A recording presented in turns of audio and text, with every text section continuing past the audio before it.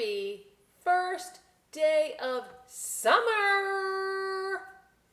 2023. This is called the summer solstice. Why, you might ask, and why is this lady sitting with this funny little hat on? Well, I will answer both of those right now. So the hat is my plant outside hat, my go for walks when it's buggy hat, and my camping hat. Not a big camper. I'm a cabin kind of girl, just to say. But anyway, so that's what my hat's for.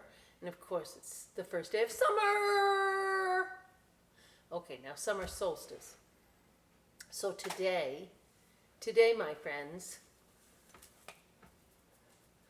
today is going to be the longest day of the year. Mind blow. That was mind blowing right there. Yeah, so this is the only downside. And whatever, that's just how it goes. But after today, our hours of sunlight will slowly get less and less until it gets to be dark 30, I call it, in the middle of winter. Dark 30, that means like it's 4 in the afternoon and it's dark. So, but for right now and for the next few months, bing da da bang, do we have ourselves summer. That's how we say it here, man. We have some good summer weather coming. Okay, well, I'm putting my hat aside because I cannot read with my hat. I must remember it though, because it is part of what I wear for my get up in the summer. Okay, so this is a fantabulous book entitled Camp Tiger. Is this tiger like amazing? You have to take this book out. It's by the illustrations. I should hold back for a minute. The writing is Susan Choi, and the illustrations John Rocco. And I don't know about Susan Choi. I shouldn't take away her thunder. She wrote it. I'm sorry, Susan. John Rocco, we have a number of his books. We love his illustrations, and in this one, he just pulls out all the stops. Yeah? Are you ready? Let's go. Camp Tiger.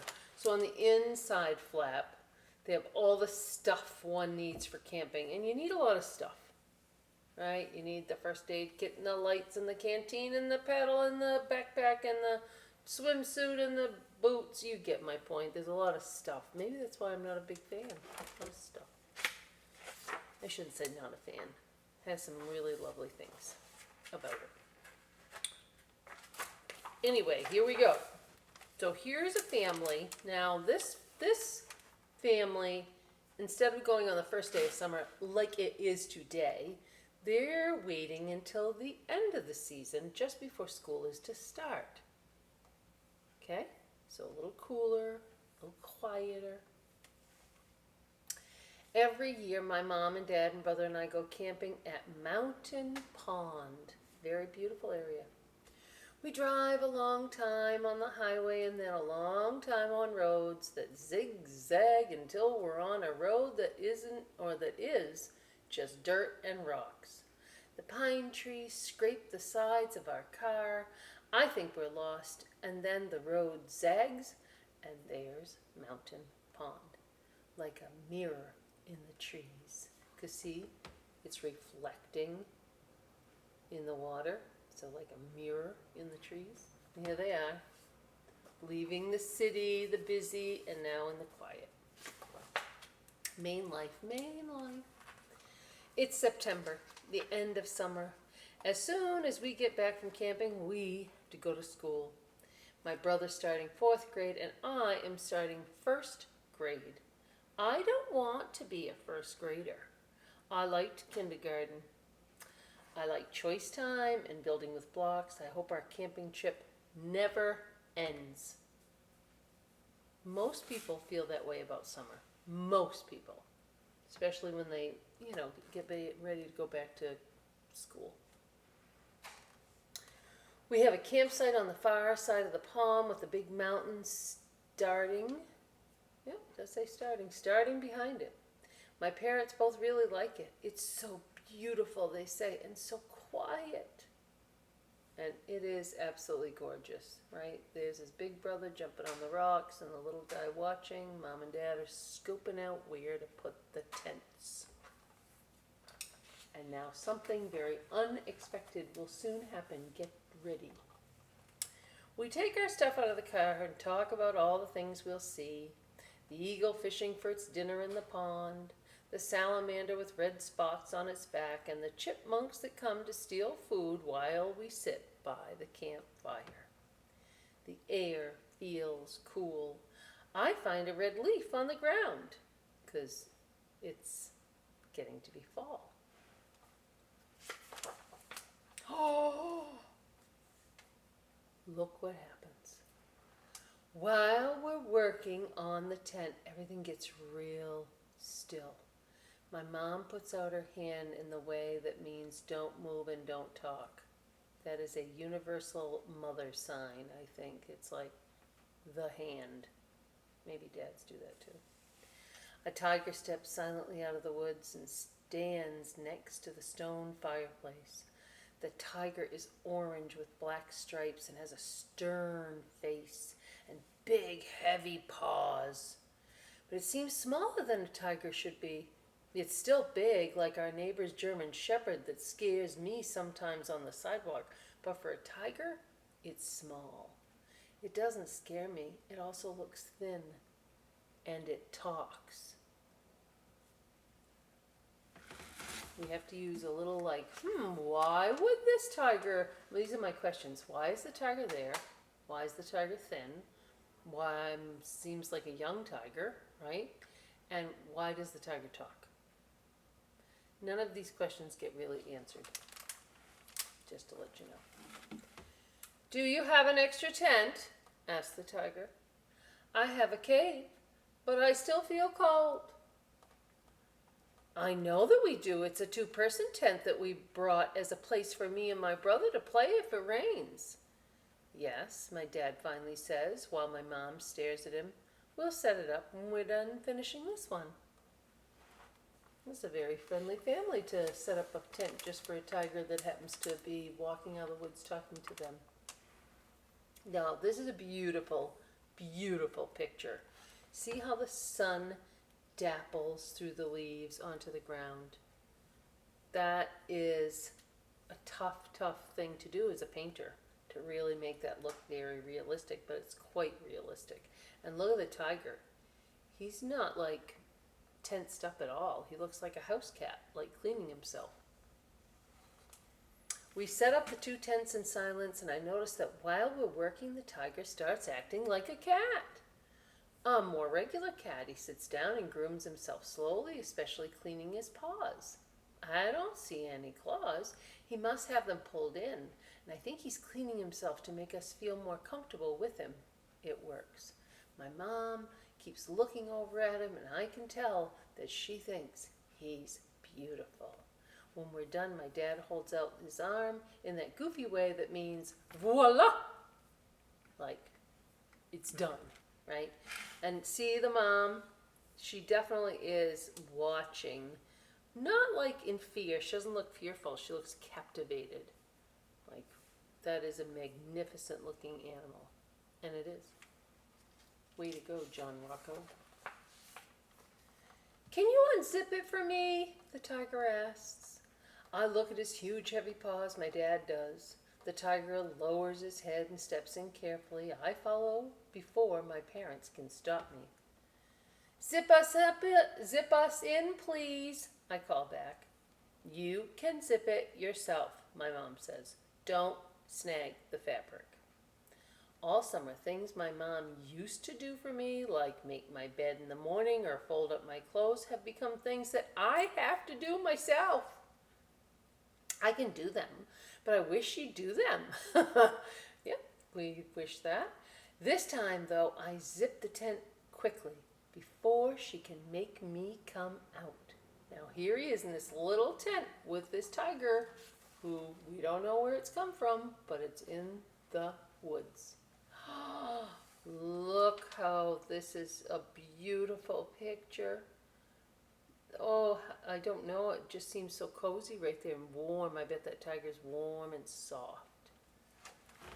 In the tent, the tiger lies down, so she's shaped like a C and puts her head on her paws. I meant to say paws and I got stuck. Paws. I wrap my arms around him and bury my face in his fur. He smells like sunshine and pine needles because he's been outside. Tigers live in Africa, I tell him. Not Africa. Asia, he says. This isn't Africa or Asia, I tell him. No, sighs the tiger. So it's like, where did he come from? Why is he there? How come he talks? All weekend, the tiger stayed with us. While we hike on a trail, he walks first and his paws make no sound. He knows an overlook we'd never found before where we can see the tops of the green mountains stretching away. There they are. This reminds me of that scene in Lion King when they're standing at the top of a rock, right? Well, it does. I just had that moment of recognition right here, but they're not lions. He's a tiger and they're people. Anyway, and the landscape is stunning, gorgeous colors. I have painting envy. He's cautious around water, but he comes with us in the canoe. He sits very still, staring out at the shore. I barely have to reach down to trail my hand in the water. The canoe's riding low, my dad says, because of the weight of the tiger, I guess. We paddle slowly so we won't tip over. You've grown too, my mom says. Well, I want to just stop for a second. I love to go out on the water and see the water lilies. They're like, I don't know, they're like special gems in the water, right? They're beautiful. I bet you, many of you have seen the water lilies in the water around here. At the fishing spot, my brother catches a pumpkin seed fish right away, which is what always happens. I don't want a fish, I say, sitting right next to the tiger. No one makes me. Oh, look at this picture. Oh, can you just mind blow picture right there. Look at the bubbles coming out of the tiger's breath and into the water. And the tiger's going to go fishing for himself. But after a while, I get up and put bait on my hook. I hate fish, I say as I cast. I love fish, says the tiger. I'll eat any fish you catch. I almost never catch any, I tell him, but today I caught one. Just big enough to keep, says my dad when he measures. I'll eat it raw, said the tiger. I like to eat the whole thing and feel its tail swish around in my stomach. Ugh, we all say, but he's laughing. It's definitely a graphic description of the fish going down his belly. We never see other people. My mom says it's because it's late in the season. Even the park ranger never comes by. Look at another amazing picture. Look at those eyes. Wow. Our last night, my brother and I get to stay up extra late in the camp chairs and watch the fire until it dies out. I can see the tiger's eyes in the darkness like the very last embers. I want to look for shooting stars, I say. I want to go in the canoe in the dark and look up at the stars. No one seems to hear but the tiger.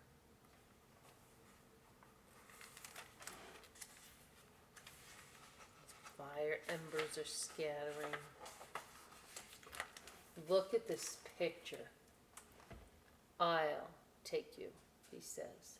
And see what the little boy's doing? He's putting stripes on like the tiger. They have become such good buddies, the little boy wants to look like the tiger. So here they go. And the little boy, he's like leaping like the tiger, and they are baying at the moon, right? Oh, whatever they, I don't know what they do. But anyway, and look, here's the tiger. They don't even have a paddle. They're just like, you know, got his paw in there getting him around, but I suppose he could do that. Beautiful picture. Look at that. The tiger pushes his paws through the sparkling black water instead of using a paddle. I steer, which I was never good at, except now I steer really well, and I see stars shining deep in the water, and our canoe gliding high in the sky, and then we're back. And my mom and dad lift me into our tent, not the tigers, but I'm too tired to stop them. So the boy, and the tiger are having this last spectacular event together in the summer. Because in the morning they're going to go home. We need to find out what happens to the tiger, don't we? Well, let's turn the page and see. The next morning the tiger's gone. He didn't say goodbye, I said. It's windy and cold, and that makes my eyes run and my throat feel thick like I have a lump there. When my mom tries to give me oatmeal, I push it away. It's a wild animal, my dad says. It had to go back where it came from. You can go say goodbye to the lake, says my mom. Oh, see, he's so heartbroken. Oh. I sit down by the water and I put my head on my knee so my kneecaps press against my eyeballs, and I hear my brother coming over to make fun of me. But instead, he just sits down nearby, and neither one of us says anything. So that's good, because the brother really knows how sad his little brother is. Leaves fly off the trees as we drive back down out of the mountains. It's fall, says my mom. That means it'll be cold, I say. I think of the tiger shivering in his cave.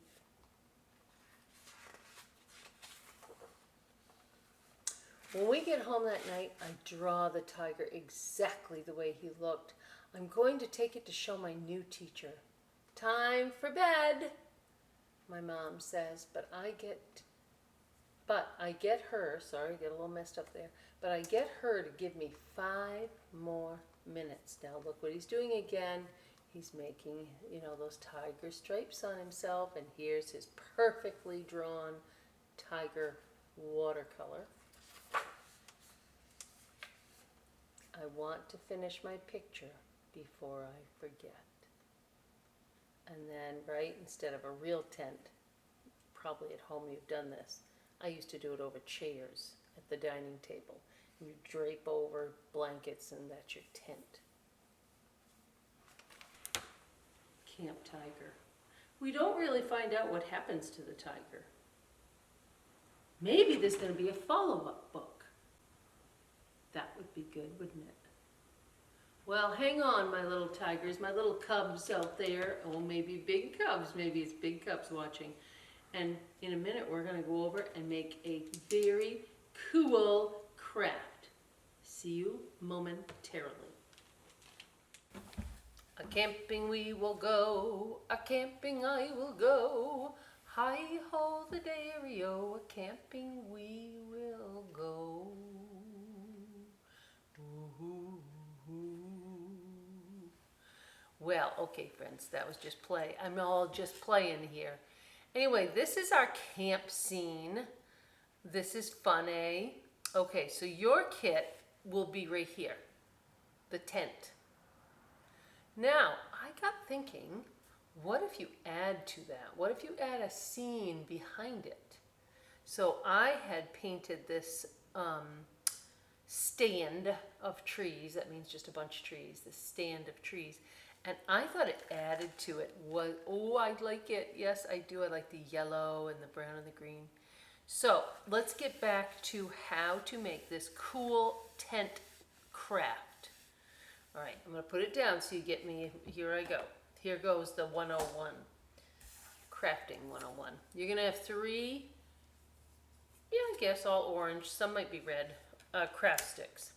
And what you have to do, and you can do this all by yourself, just like the little boy in the book. Well, it's hard to do this with no glue. But anyway, so glue the sticks together with the thick amount of glue, because they're heavier sticks, into a triangle and let it sit there for a little bit to dry. Okay, once it's dry, in your kit, you will have an orange. It could have been any color, green, whatever. I picked orange. So orange cutout, and I picked that because of the orange already on the stick. Now, it gets hard for me to, hold all this stuff by hand, but let me just show you kind of, sort of. So imagine we're all taped together now, right? Yeah, okay. Maybe we're going to overlap on this one because it's a small triangle, but I like that. I like that a lot. So you're going to take this orange piece and you're going to glue it onto the sticks because that's your tent. Yeah, you with me? Once that's on, here is your tent flap. And you take this and you glue it onto the front of your tent. And I folded the pieces back because it makes you know that that's where the zipper is, right? That's how you get in the tent. Okay, so there's your tent, and then I'm gonna set this down. Notice that off to the side of my tent, I have my little fire raging. So you'll have 3 pieces of log. One log fell. Put another log on the fire. That's a song. Okay, so you're gonna stack these up, fire-ish, whatever, overlap them. And then, ooh, look at the flames, flickering flames. And you're going to glue this behind the stacked logs. It's a little hard when you're trying to hold all this stuff. Okay, and you're gonna stick that behind, and then once it's all glued and dried, this is what I did to make it more realistic. I went ahead and first I tried markers, and it was like, meh, it's all right. But then I took my watercolor paints, and I just started painting reds and yellows, and I threw some orange, I think, in there. And then you start getting a real fire look. And then see what I did on the log? You just put some detail on the log, like the little knot holes and the stripes. And, oh, last thing. Remember, I told you, like, this is just a drawing I did, but you could take your tent and put it on a bigger drawing. And lo and behold, you have a camp scene. Okay, that's it. That's all I have. It's over. Until next week.